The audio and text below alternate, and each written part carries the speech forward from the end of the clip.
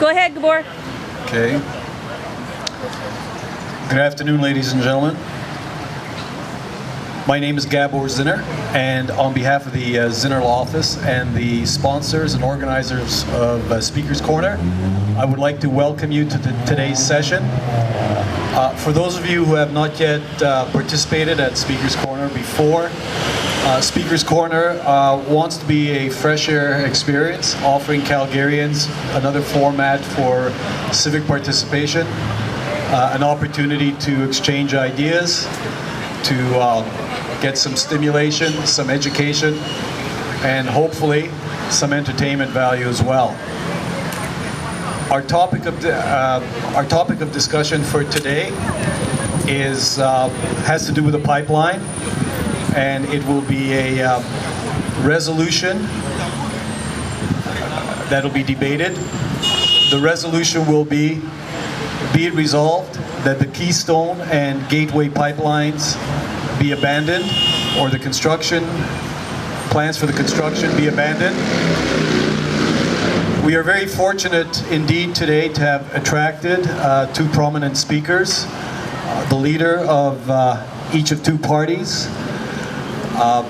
Danielle Smith, on behalf of the Wild Rose Party, will be speaking against the resolution, and Janet Keeping, in favor of the resolution,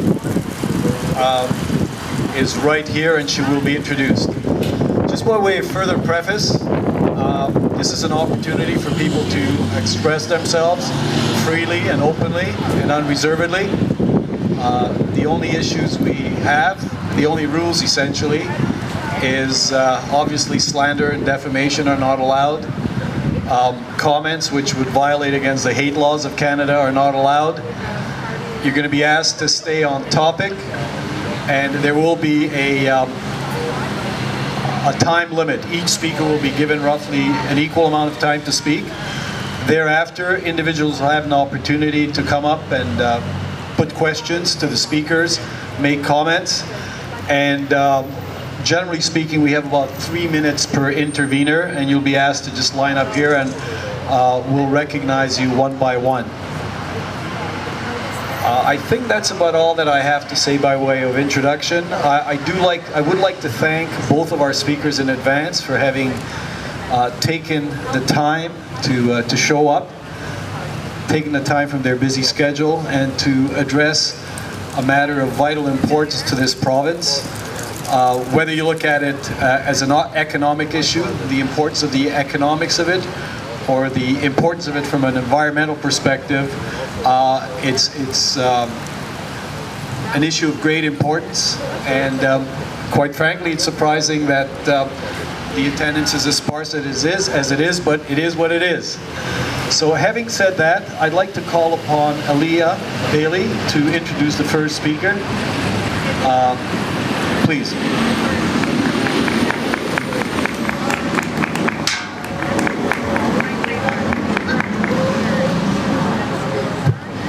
Thank you, everyone. We're so glad that everyone was able to come out today. As Gabor said, I am Dr. Leah Bailey, and I'm here to introduce our first speaker today. If I can find it now. Of course not. Sorry, folks. You just have to bear with me a second. I just hit the wrong button.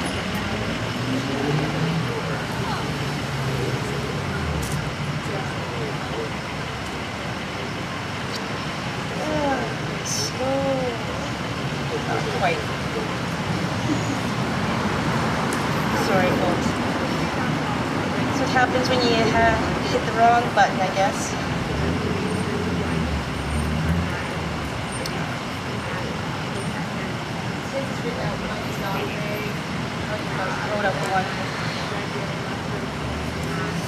Okay, so our first speaker is against the pipeline, Janet Keeping. And she, I apologize, can't seem to find my,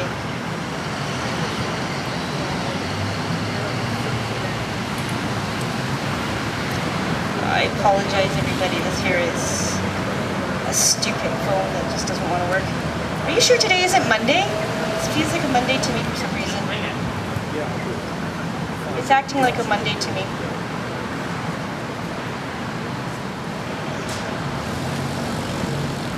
Okay, here we go.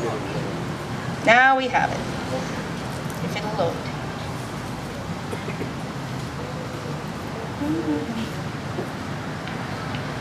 Let's say this is a good phone. Eat up half the show, I apologize. Yeah, damn that Murphy. I think we better do something about him. I think that's going to be my next topic. Does anyone else have anything to gripe about Murphy and his stupid laws? Okay, so I apologize. Here we go. So today, as I said, speaking for us is Jen, keeping the leader of the Green Party of Alberta. She obtained a Bachelor of Science from the Massachusetts Institute of Technology in 1971. In 73, she moved to Calgary, where she took her Master's in Philosophy and then a law degree at the University of Calgary. From 1984 to 2006, Ms. Keeping did legal research and public legal education for the Canadian Institute of Resources Law at the University of Calgary. In that position, she worked on human rights, environmental protection, and accommodations for Aboriginal interests in the context of oil and gas development. She was the Institute's director for Russian programs from 1994 to 2006, traveling widely in Russia to organize professional development seminars on energy regulations and policy. Ms. Keeping states, there are already pipelines in place transporting oil and gas from Alberta to various markets. The pressure to build additional pipelines stems from the fact that the rate of production from the oil sands is poised to increase significantly. Increasing that rate before the many problems associated with production have been solved is a serious mistake. For example, before production rates are allowed to increase, 1, the growth of the tailing ponds has to be stopped. It has to be clearly demonstrated that the ponds are shrinking and have begun to disappear. 2, before allowing them to proceed, in-pseudo production methods must be thoroughly understood and properly regulated. Air pollution, number 3, for the oil sands operations must cease. The GHG emissions must be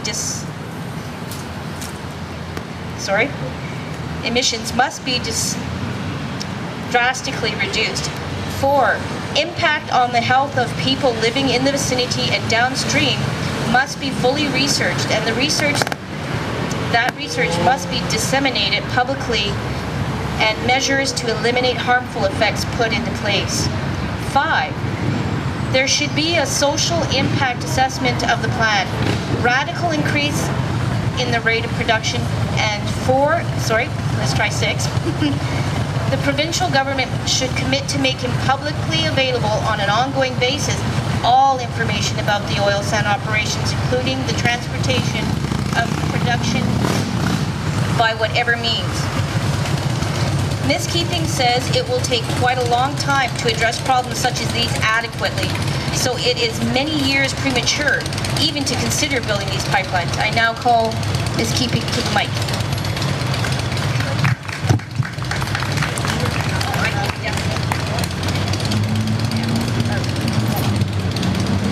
That sound all right? Okay. Thanks so much for that introduction. Let me start with just a few observations before I get into sort of the substance of what the Alberta Greens think about these 2 pipeline proposals. One is, I just want to say that it's wonderful that this event is being held. I'm not sure it's so wonderful about the motorcycles and the noise and so on, but it's wonderful that this event is being held, and I want to thank Gabor and his colleagues for organizing it. And the Alberta Greens are, of course, delighted to be invited to be a part. A few thoughts before I get into the actual pipeline issues, which are indeed so important, but also important is how we address them as Albertans.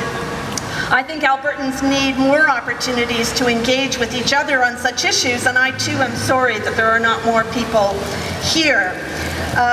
We really never had a chance to have a sustained conversation amongst ourselves as citizens of Alberta on many of the most important issues facing us, such as where the oil and gas industry is taking us.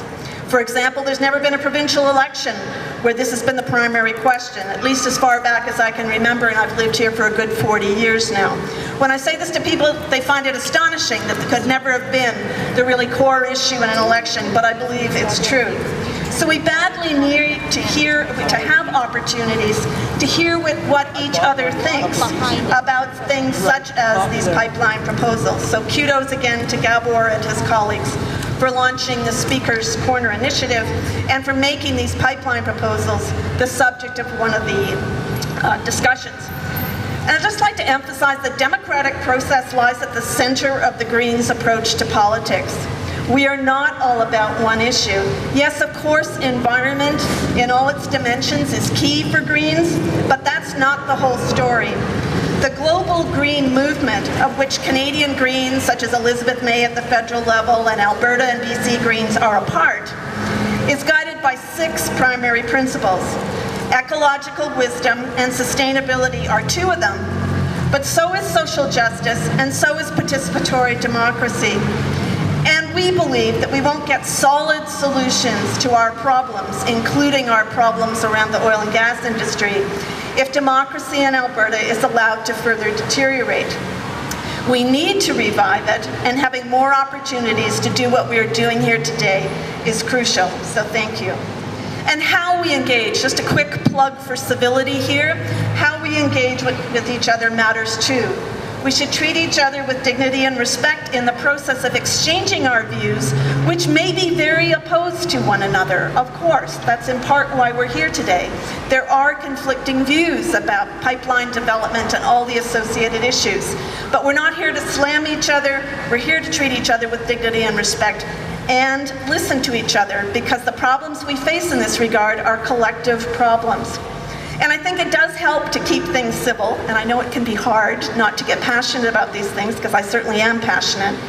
It helps to keep things civil if we remember that we're all in this together. I've lived, as I've already said, for 40 years in Alberta, and I've never worked for the private sector. I've always worked, one, at the University of Calgary, or for an NGO, a non-governmental institution, a non-profit institution. Yet I too have lived off the avails of the oil and gas industry. The job I spent most of my time at, which was alluded to in the introduction, was doing research at an institute of natural resources law, and most of my work focused on energy law issues and mining issues. Even the foundation, which was a registered charity that I was president of for 6 years, was created on the basis of money made by its founder, largely in the oil and gas sector. This is just inevitable in a province that's so dominated by one industry. So properly addressing the many acute problems which surround that industry is a challenge I think we face collectively. This is a matter of politics and government, not industry bashing. The challenge is largely one of poor, indeed I would say very poor government, and that implicates all of us. Things do not have to be the way they are today. They could be different. It is within our collective power as thinking, caring people to take the province in a different direction. If we voted differently, we could have a different government with different policies and laws, and life could proceed quite differently. Of course, there are some bad, even very bad companies working in the province. But we're not in the mess that we're in because there are some bad companies. We're in the mess that we're in because of bad policies, insufficient laws, inadequate regulation, and generally weak enforcement of the rules that we do have in place. So when I refer to, when I say we're in a mess, what do I think that mess is? Well, basically, and I'll say more about the pipeline proposals and oil sands and so on in a minute, but this is how I conceive of the mess. It is that our oil and gas dependent economy is now a pretty much full-out assault on the ecosystems, land, water, air, and climate that we all depend upon and always will depend upon for quality of life and even life itself. This harsh, even abusive state of affairs is associated with the fact, I believe, that we are scraping the bottom of the barrel, and that's the name of a book, which I'll admit I haven't read, but it is about the problems associated with contemporary oil and gas operations, that they flow from the fact that we're scraping the bottom of the barrel. The easy-to-produce hydrocarbons have already been produced. Now we are into more complex and more destructive operations in a world where too much carbon and other greenhouse gases have already been released into the atmosphere, and where too much damage has already been done to Alberta's ecosystems. No, it was not always like this, but it is now. It's a situation we're faced with. So I think, and this is the reason why I wanted to get involved with the Alberta Greens really, that the question Albertans face is profound. I think it is profound. It's not just another policy question. The question is this: do we continue down this destructive path and merrily, or not so much, party on? Or do we resolve to take a first step in getting from the very difficult place we find ourselves in to one where we can lift our heads high again as responsible members of a society that is trying to do the right thing? The construction of the two pipelines that we're here to talk about today, Keystone and Northern Gateway, which I would say are needed only if the rate of production from the oil sands is radically increased, is the green view, green policy, a huge mistake. If built, those pipelines will encourage further expansion of operations that are both destructive and out of control. We can go with the flow, pardon the pun, or we can take the first step towards a better place, which would be to abandon plans for those pipelines. The first step is this: let us agree as Albertans not to make matters worse. Increasing the rate of production, which is the only justification for these new pipelines, can only make matters worse. Now, a natural question for Greens is, well, even if one were to agree, and I'm sure many of you wouldn't, and certainly many Albertans wouldn't, that the first step is to not make matters worse. Pray tell, what are steps 2, 3, 4, and so on? And that's indeed what Greens have to work on. To give greater credibility to our views, we have to be able to answer those questions, and we're in the process of working those out. But I'm here today to talk about the first step, which is say no to these pipelines. Needless to say, it would be much easier, be much more comfortable, I want to be liked just like anybody else, to be on the bandwagon, to be cheering the industry and its government salespeople on. But I think Alberta needs people willing to challenge the status quo. What's needed is careful, critical thinking. And by critical thinking, I don't just mean naysaying for the sake of naysaying. I mean logical analysis. Being a responsible citizen is not a matter of blindly adhering to what seems to be the majority position, and it might not even be the majority position. It's not a matter of parroting what other people say. It's a matter of finding an ethical way forward, because the path Alberta is on is not an ethical one, it's a dangerously reckless one. So the essence of my analysis is this: there are already pipelines in place, as we speak today, lots of them, transporting oil and gas from Alberta to various markets. The pressure to build additional pipelines stems from the fact that the rate of production from the oil sands is poised to increase significantly. Increasing that rate of production before the many problems associated with oil sands operations have been solved is, we would submit to you, a serious mistake. And here are some of the issues which should be seriously and fully addressed before the pace of production is allowed to increase. First, and these were mentioned in the intro, the growth of the tailings ponds has to be stopped. It has to be clearly demonstrated the ponds are in fact shrinking. We know right now it isn't true that the tailings ponds are shrinking in size, yet members of the present government travel about North America claiming the opposite. So since they speak for us, that's what democracy is all about. This is our problem. We are made to look like fools or liars or both. It's pretty bad stuff. And before allowing these pipelines, point 2, to proceed, in situ, because of course the tailings ponds are, as I understand it, a problem associated with the open pit mining oil sands operations. There's another whole family of operations called in situ.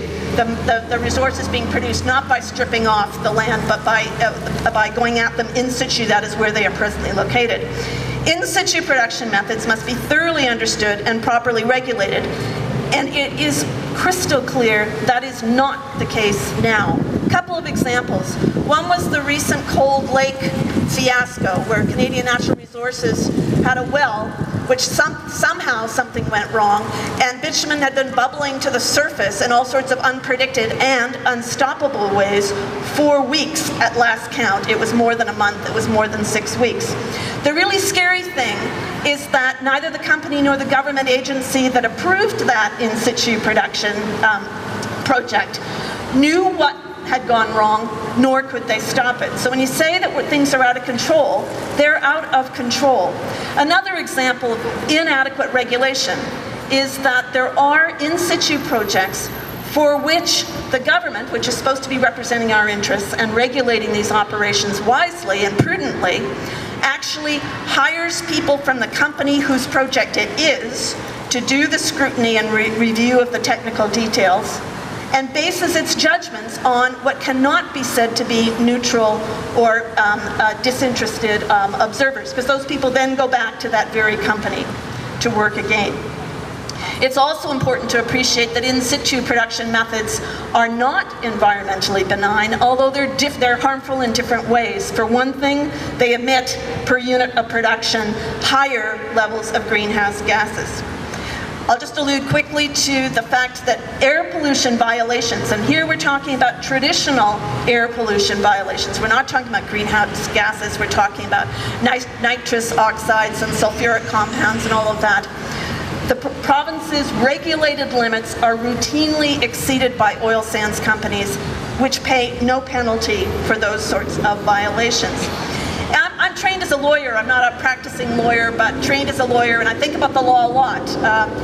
We are in Canada and Alberta, a place where the law permeates so many aspects of our lives. I'm not particularly against that, but it does mean that we have to, when we use law, we have to take it seriously because it interferes with personal freedom.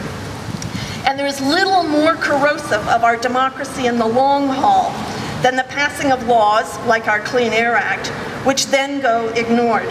What is the message that's being sent by failure to enforce infractions of laws such as this? The answer is, we don't really mean it. We pass these laws and we don't really mean it. And for the public to begin to get that impression is very damaging to the trust in government that is absolutely essential to a healthy democracy.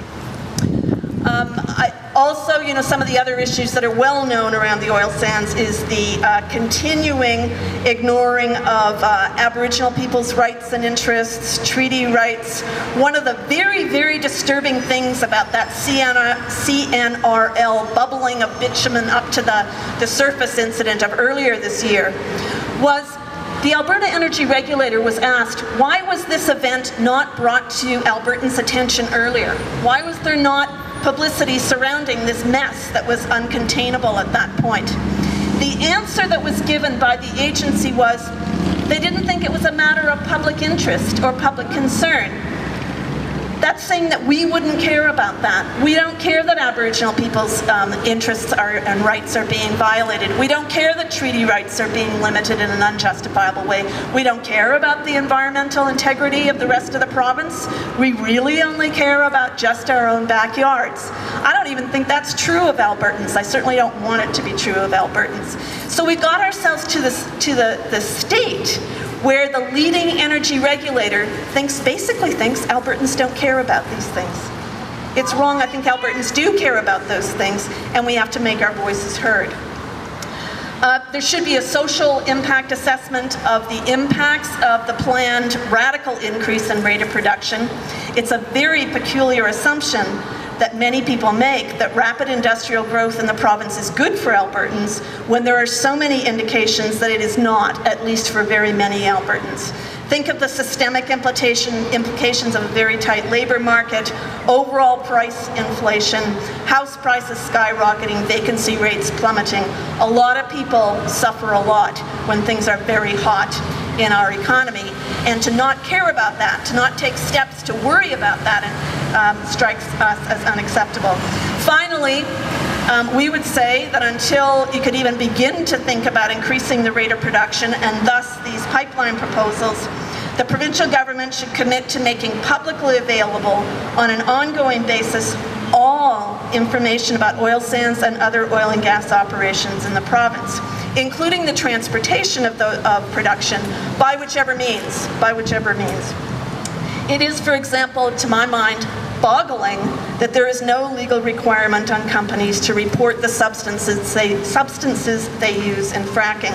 If fracking is benign, as many people insist, then what's the problem? Aren't we entitled to know what sorts of chemicals are being injected into our lands?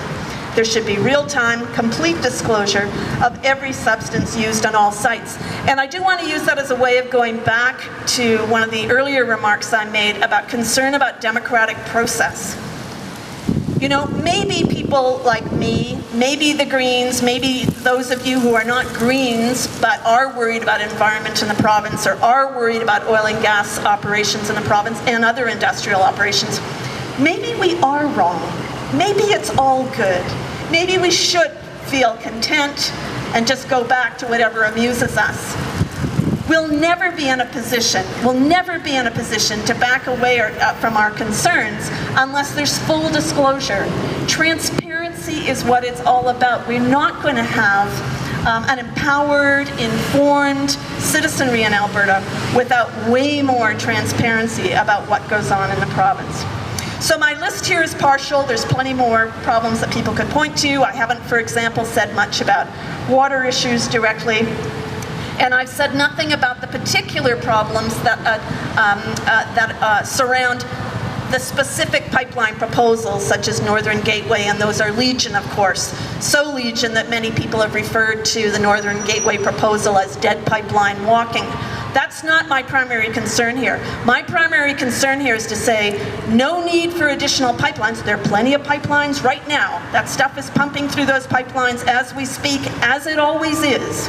No need for additional pipelines, not justifiable to go ahead with additional pipelines until the problems associated with oil sands production are seriously addressed.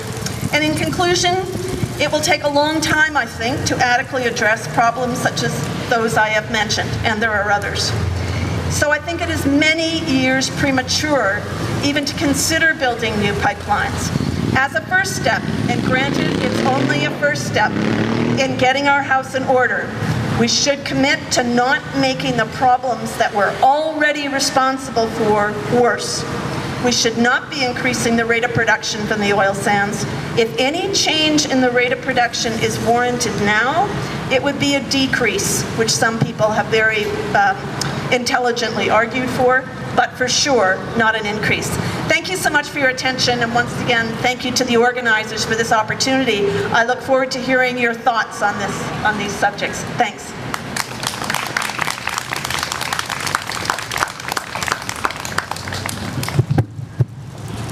Thank you very much. I'd now like to call upon Stephen Elliott to introduce the leader of the Wild Rose Party, who will be speaking against the proposal put forward by the previous speaker. Steve?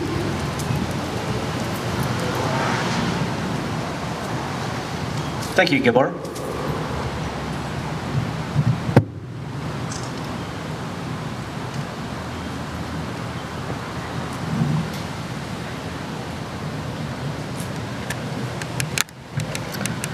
I'd like to thank everybody for coming today, and please take part in the views shared by both people here. Speaking against the resolution will be Danielle Smith, leader of the Wild Rose Party. Danielle Smith was elected as member of the Legislative Assembly for Highwood on April 23rd, 2012. She was elected as leader of the Wild Rose Party of Alberta on October 17th, 2009. And she sits on the Special Standing Committee on Member Services and previously served on the Standing Committee on Alberta's Economic Future. Prior to entering politics, Ms. Danielle Smith, the Director of the Provincial Affairs for Alberta with the Canadian Federation of Independent Business, she worked with all levels of government to represent the interests of CFIB's 10,000 small business members in Alberta.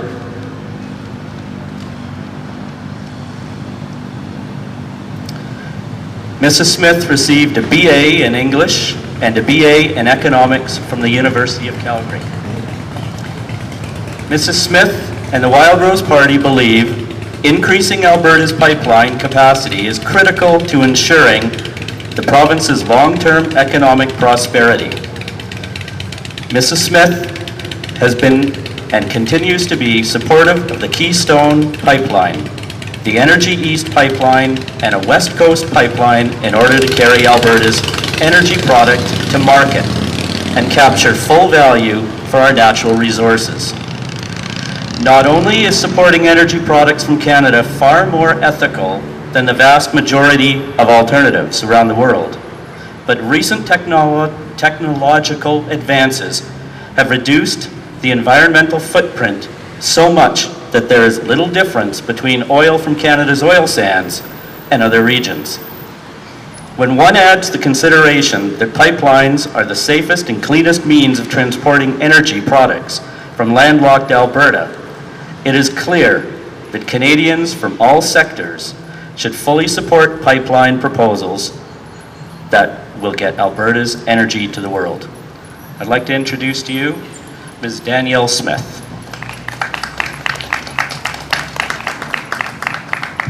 Thanks for the introduction. Thank you all for being here today. Thank you to Janet for a passionate presentation and for Gabor for organizing this today. Let me just flesh out my resume a little bit for you so you have some context about how I entered into politics. First, I would say that this will be the first of many debates that I'm doing over the fall session about this issue of pipelines.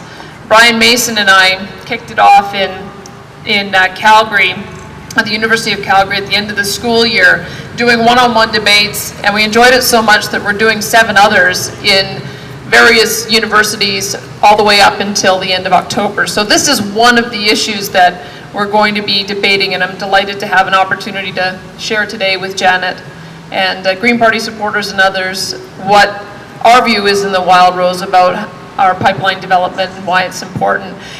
When I got into, after I finished my English and economics degree, I went to the Fraser Institute, where my very first project was called Environmental Indicators for Canada and the United States, and it was looking at our progress on improvement of environmental indicators.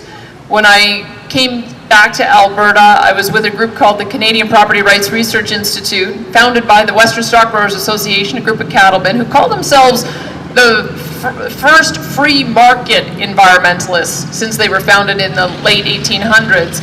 And from that moment, as the managing director of that organization, on the board we had landowners and energy companies. And so from that moment began my education about how you actually try to mediate between the competing interests of those who care deeply about the land and those who want to develop our resources for our collective prosperity. When I was at the Canadian Federation of Independent Business, I co-authored a study called Eco-Prosperity, which was looking at small business attitudes towards environmental issues. And it was, I think, the attitudes that were expressed there, I think, are very similar to what you see more broadly in society.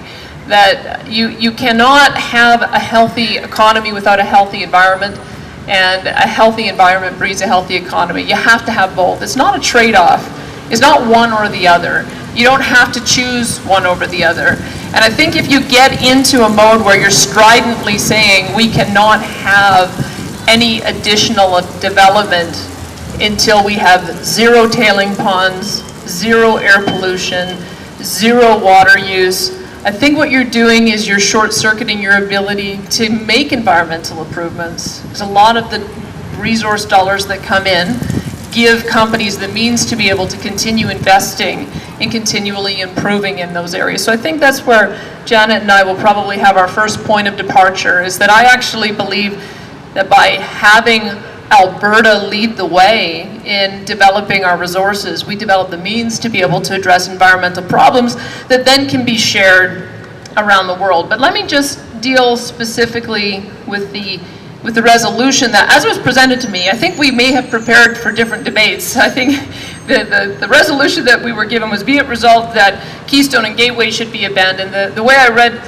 Janet's remarks is, be it resolved that the oil sands should be abandoned. And I actually appreciate the refreshing honesty that the anti-pipeline movement really is an anti-oil sands movement.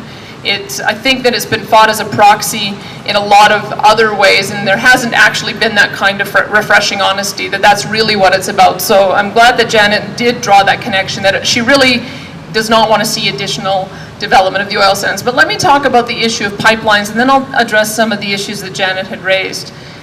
I found it interesting the way the debate was put forward, because it just focused on Keystone and Gateway and didn't mention the Energy East pipeline. And I don't know if that was an oversight by the organizers or if it was just an acknowledgement that there's a whole lot more public support for the Energy East pipeline across a whole range of party interests than there is for those other two. I wouldn't mind just talking a little bit about why the Energy East pipeline enjoys that kind of support, so we can understand some of the things that may have gone wrong in those other two proposals. I think one of the things that those of us who support the Energy East pipeline proposal, and I am an advocate of it. I went to Ottawa last March to speak in favor of it. Was delighted to have met New Brunswick Premier Alward there at the time. TransCanada was in the middle of doing an economic analysis about whether or not it was feasible, and I've been delighted to see over the last year and a half that Premier Alward and others have picked up the mantle. TransCanada has announced that they are prepared to go forward with it. And you have multiple voices championing this project. One of the things that I think they did right was that they used an existing right-of-way.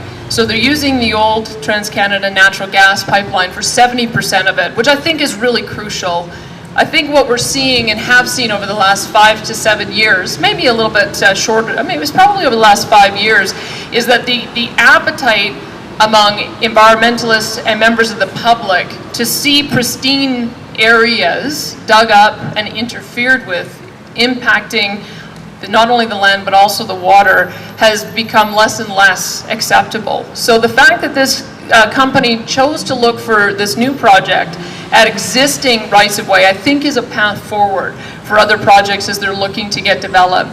The second thing I would say is I think what we all appreciate is the nation-building exercise and this nation-building project that we're seeing. We don't have a lot of projects in Canada where we can put them forward and we can see multiple different interests and multiple different jurisdictions benefiting from a project. It's been some time since we've seen that.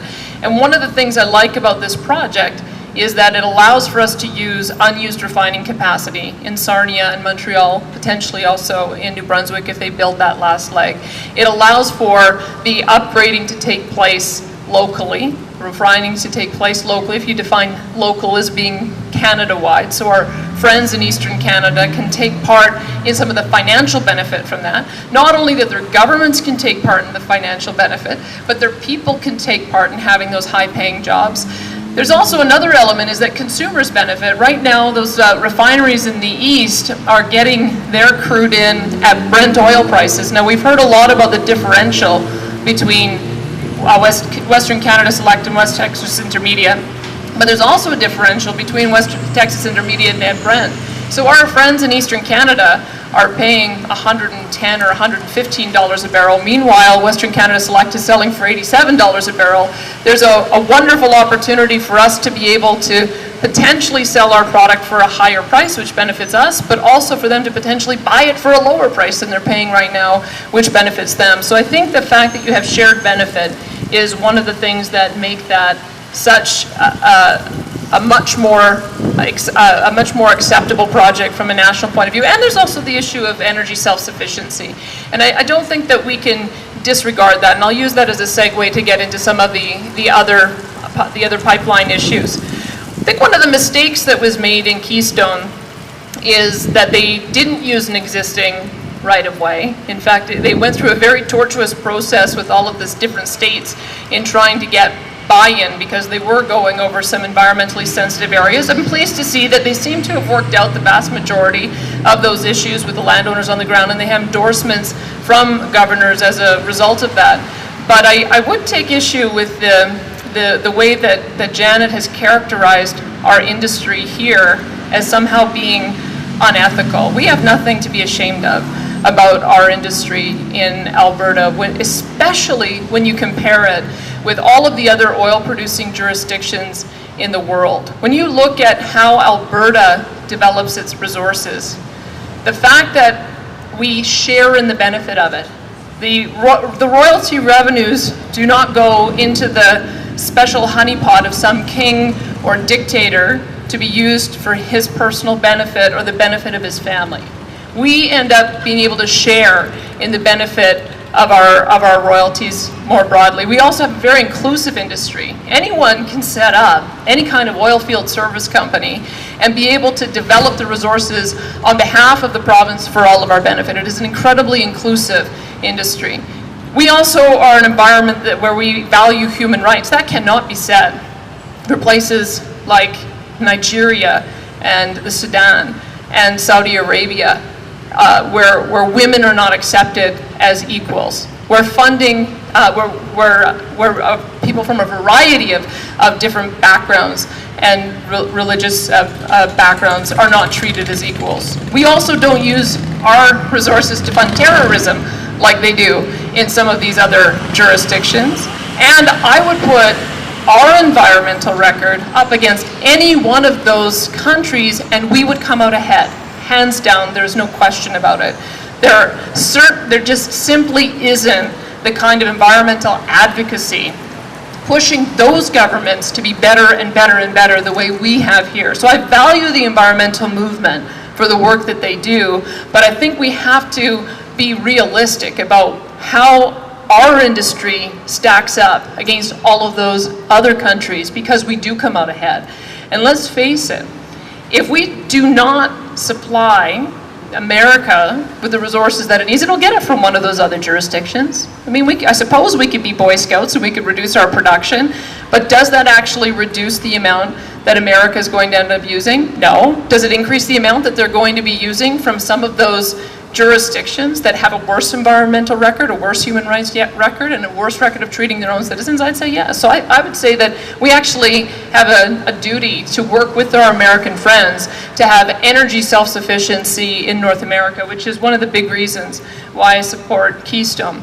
One of the things I would say, because I recognize that a lot of what happens in the discussion about Keystone, especially what we're hearing out of President Obama, has to do with the impact of greenhouse gas emissions. And I often wonder when we're going to actually broaden out the discussion on greenhouse gas emissions to not just narrowly look at the oil sands. I wrote a column in the Washington Times where I pointed out that Barack Obama is pointing at the oil sands on our emissions, but in his own home state of Illinois, where they are the 5th most dependent state on coal-fired electricity, the coal-fired electricity plants produce 2 times the amount of our entire oil sands sector.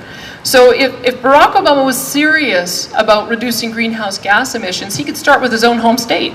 He could start by looking at coal-fired generation.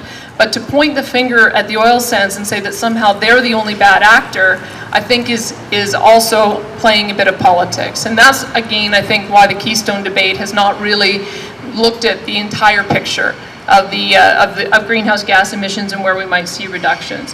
On the issue of Gateway, I think we see the same problem with that Gateway as we did with Keystone, is that if they had chosen a route that was along an existing right-of-way, it would have mitigated a lot of the environmental issues. One of the things I have asked and raised when I've spoken to Enbridge, as well as some of the politicians involved in making these decisions, is why is it they didn't use the right-of-way along the existing rail line that goes all the way to the Port of Prince Rupert, and then look at you'd be further out in the coast, so you'd be past more environmentally sensitive area there, plus you'd be using an existing right-of-way.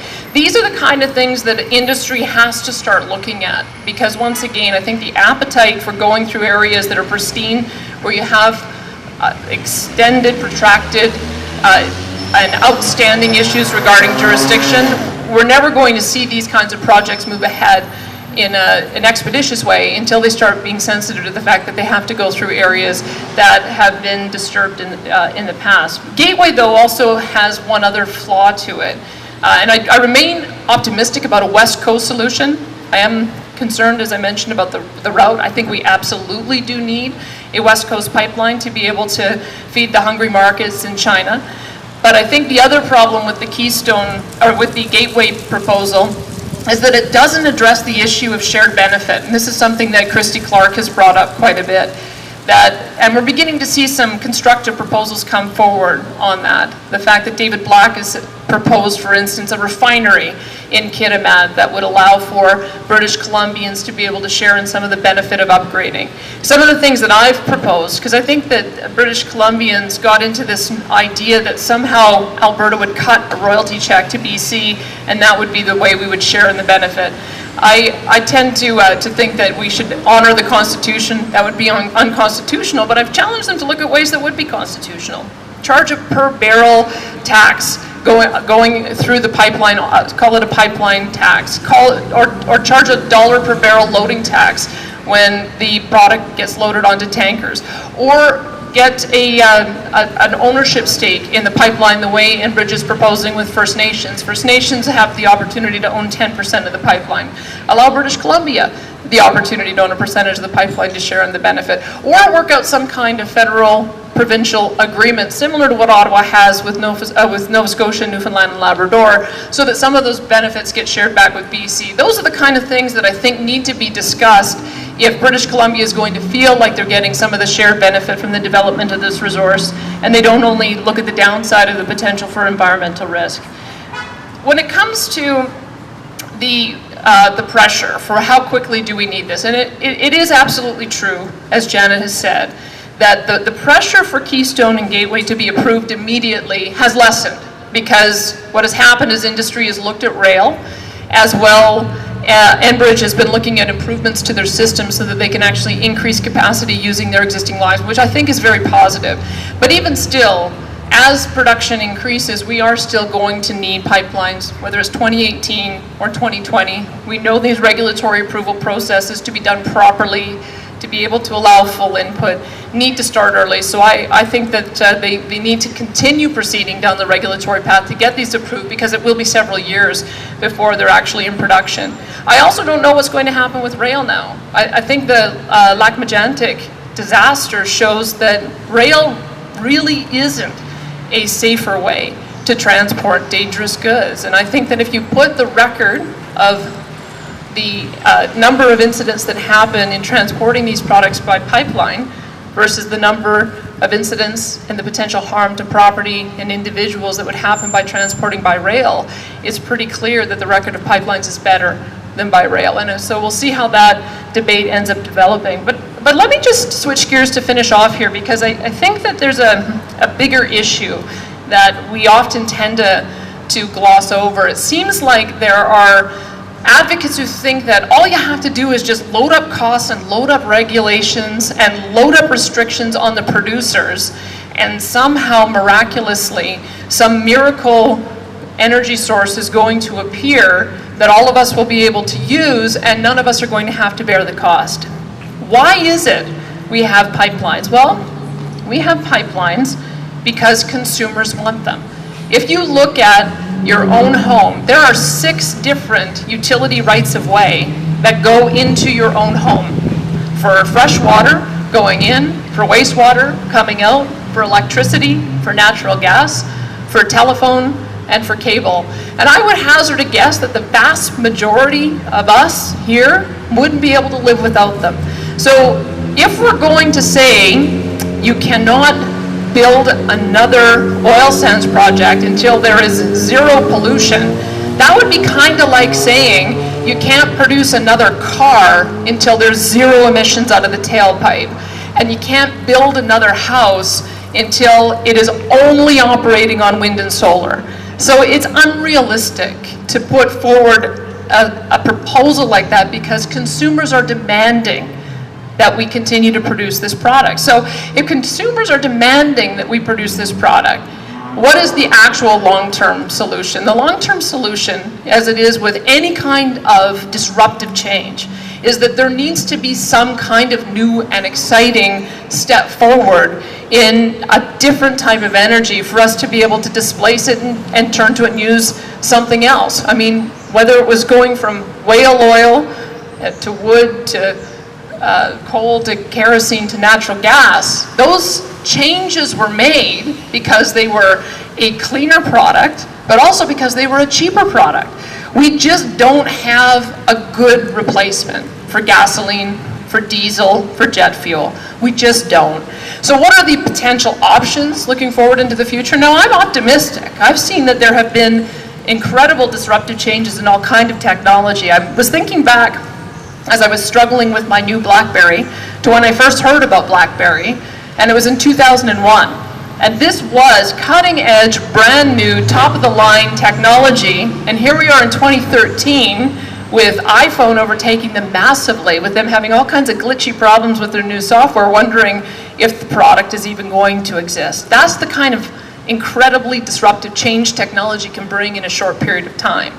We just haven't seen that yet when it comes to this world of hydrocarbons. I do believe we're in a long-term transition away from hydrocarbon fuels. Let me tell you what I think are the most likely replacements for hydrocarbon fuels. One is a transition fuel. I've read Peter Tersakian's book, The End of Energy Obesity. I highly recommend it. But he talks about natural gas as being a transition fuel, and we're already beginning to see this. There are a lot of coal-fired plants that are retooling to use natural gas, and you get a whole bunch of benefit from that. Not only do you reduce greenhouse gases, but you reduce a whole range of toxic pollutants as well. There have been talks about converting fleets and buses and long-haul vehicles over to natural gas. It would require government to set up a national network of filling stations to make that possible. Once again, moving to lower polluting, lower carbon fuels, and it also actually has the added benefits since it's cheaper that it would save us as consumers on cost, and it would also help out our local natural gas industry here. So that seems to me to be a triple win. Looking out further, what could be some of the potential fuels of the future? I think we all hope one day that hydrogen might be the perfect fuel since it's so abundant, a little volatile, a little difficult to actually get it in a form that we can use it. But I actually gone to a company in Alberta that uses it. It's called CanCarb. They actually take natural gas, split out the carbon from the hydrogen molecules, and then use the hydrogen to continue fueling that process of splitting out. And then they use the carbon black to be able to produce anything that's sort of soft rubber on your car. So whether it's the windshield wipers or it's the inside of the door, they even use that to produce O-rings on spacecraft. So you actually can have hydrogen be used as a fuel in commercial applications. Are we at a point one day in the foreseeable future where it can be used as a replacement for gasoline or diesel? I think we're a long way off from that. The other fuel that I've seen, which is the potential to be a real disruptor, is one that I found out about when I was down at Montana State University last year on a tour. They're experimenting with algae, which grows very easily in shallow ponds and is sort of a perfectly recyclable fuel that when you harvest it, turn it into fuel, use it, and then regrow it, it actually is sort of a perfect system of being able to recycle. The problem again with this is that it's very difficult to get a brand new technology into a point where it can be commercialized.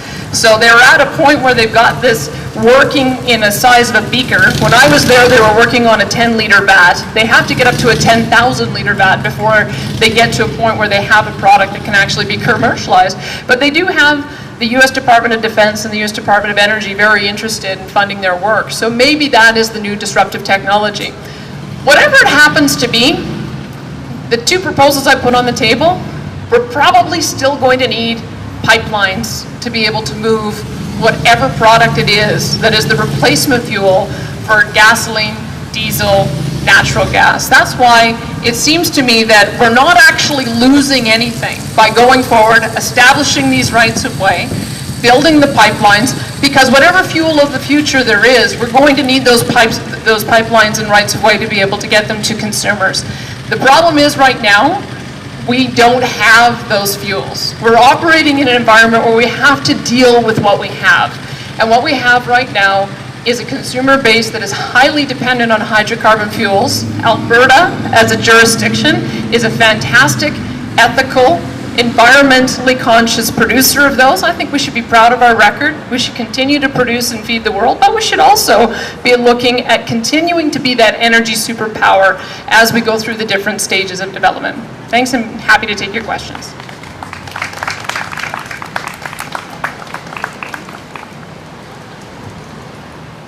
Thank you very much, Danielle.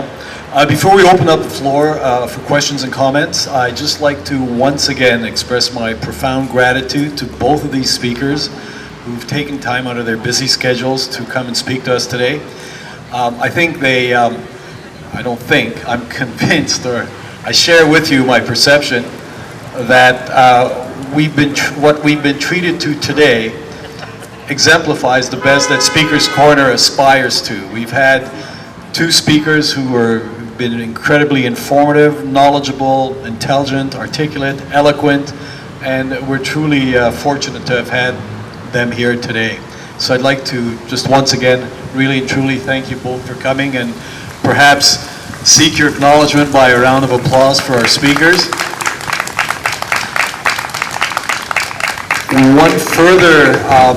One further thing that I'd like to mention before we invite comments is that in order for this program to succeed, it really has to be embraced by people like you. It requires participation.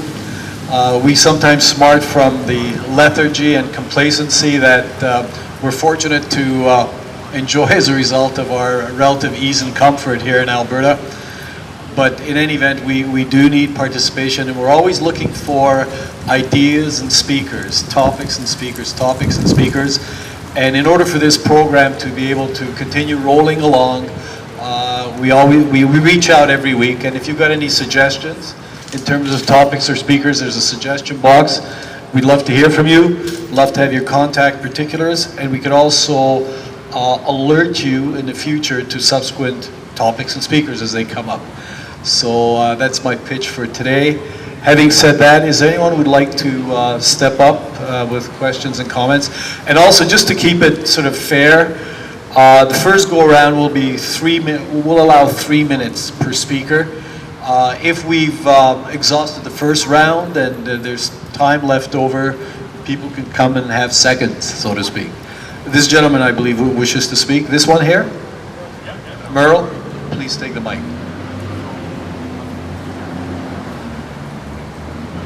I hate to stand with my back to the speaker, so I'll kind of go sideways. Danielle, I have to go to another rally against the Quebec Value Charter I organized at 3, so it's going to be busy. You know, I'm going to be quick in 3 minutes.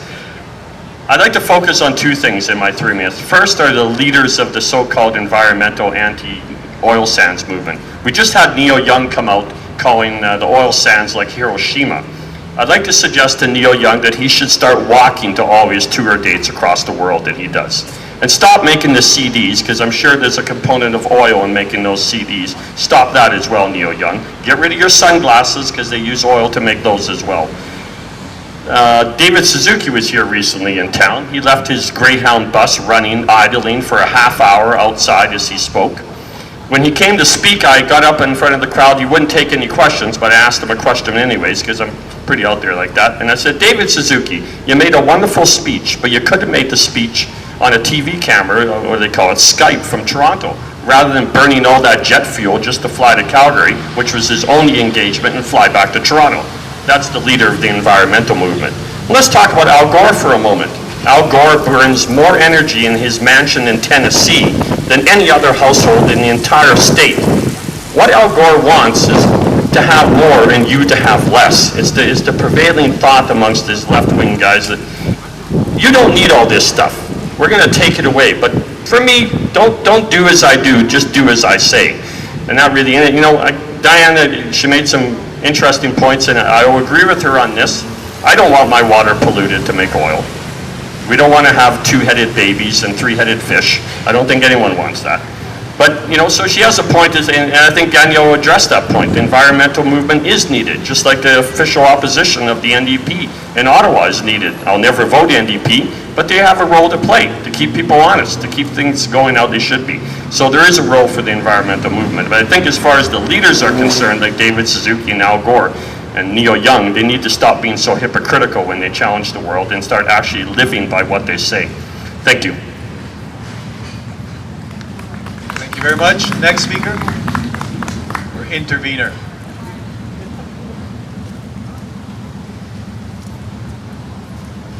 Hello, my name is Tavis, and I'm a petroleum sinner. Now that that's out of the way, we can perhaps I can address the pipeline issue. I don't really believe that we can build a future on oil. It's a dead end for First Nations, for Caribou, for schools and hospitals, for us, for our precious economy. It's a dead end. Sure, we're going to have a raging bonfire of an economy now. We'll bring in temporary foreign workers from all over the place. We'll say that our economy is suffering, that we have to close schools in the meantime, and we'll have to privatize our hospitals. We'll bring in equipment from Korea. We'll ship it from the States. We'll send our bitumen to the States for refining.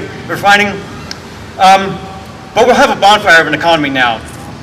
Damn the rivers, damn the skies, damn the oceans, damn the inhabitants, damn our future. So I wonder, are the guns confiscated in High River the only way for people, or sorry, the guns not confiscated in High River, going to be the only way for the people to defend themselves from governments and corporations that are waging a wholesale war on our future? Or is there another plan? A plan that's infused with the wisdom that we are stewards, that we must be stewards